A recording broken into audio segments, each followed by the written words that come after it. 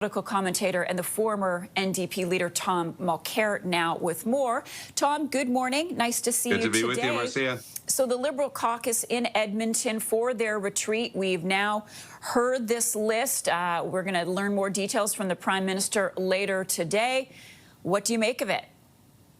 I think it's a good beginning because Carney, of course, is right when he says we have completely changed the landscape in terms of international trade. We've got to start doing more things on our own. The LNG is a good example. I do think that they're going to have to be extremely careful because the First Nations communities in those areas have expressed grave misgivings about another terminal and another pipeline. At the same time, they're in Edmonton.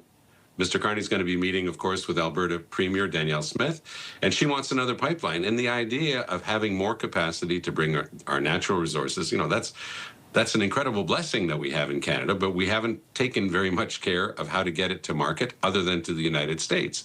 And when all this started happening with Trump a few months back, people started saying, okay, those pipelines, they all go through the United States. Maybe we should make an effort to get things to market on our own. So it's a good step in the right direction. I think that all of those 5 projects are going to be backed largely in their communities. But like I say, we've learned over the past generation anyway to be far more careful and respectful of First Nations in dealing with them on issues like this. And I think that's going to be the case in BC. So do these projects make Canada more independent, and will they improve Canada's economy?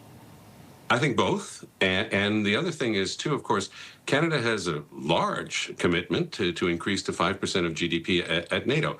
So when you start looking at whether it's Atlantic Canada, the Gulf of St. Lawrence, the BC coast, there are a lot of things that you can be doing in terms of infrastructure that will actually be very beneficial to the entire country and to its ability to defend itself. So it depends on who's doing the counting and how you count it. But I think that some of these projects, as we look at the full list as it comes out in the next couple of weeks, we're going to realize that a lot of this can be counted towards that 5% of spending on our GDP with regard to NATO. How do you see the first week of Parliament going? What are you watching for? We're going to see same old on Mr. Poilievre's side. Very tough, like a pirate going over the edge of the ship with the dagger between his teeth, going after Carney on this and that and the other thing. Carney is very phlegmatic. He's a thoughtful person. He doesn't react. He doesn't take the bait easily. Like I can recall when I was the finance critic for the NDP and he would show up in parliamentary committee, I did my best to needle this guy and to get a rise out of him. He's so unflappable. It's remarkable. So I don't think that Poilievre is going to get him that way. But Poilievre, of course, is facing a leadership review in just a few months. So he's got to play to his base constantly. So it'll always be that very strident tone that he likes to affect and saying that everything that the government does is wrong.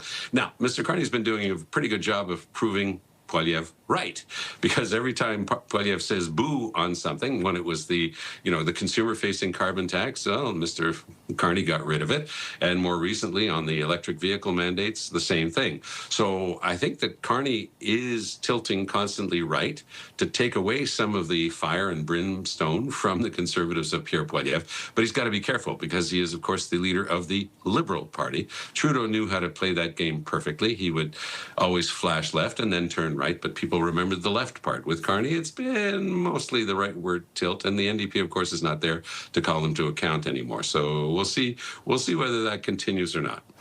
Tom, I know we hadn't planned to discuss that, but while we have you, and I know a lot of people take to heart your view, I wanted to get just a thought from you before we wrap up on the political violence that we are seeing play out in the United States. What went through your mind yesterday, and what have you been thinking about since the assassination of Charlie Kirk? Well, the first thing I thought about were the family, friends, and loved ones of Charlie Kirk. I mean, this is a senseless bit of violence. It's political violence. Now, people have been going through what Mr. Kirk has said himself over the years, that people have to have access to guns. That's one of their fundamental rights. And it's just, collateral damage that people get killed. But what we're looking at here is something very political. Now, it became political the minute Trump got hold of it. Before we had the news of the tragic death of Mr. Kirk, we were being told by Mr. Trump, that this was horrible, and he was right. But then all of a sudden, this was, Mr. Mr. Kirk was legendary, and we were going to have all the flags in the United States at half-mast for the weekend. That's rare. I've never seen anything like that, certainly in my lifetime, of someone who did not have a national role specifically to play, having that sort of reward. Go back to Trump's behavior in the past, and you'll see a constant behavior when there's an opportunity to take advantage of a violent situation, whether it was a so-called wilding in Central Park, where young black men were accused. Trump paid a full-page ad in the New York Times to go after them and ask for the death penalty. They were all cleared. They weren't guilty.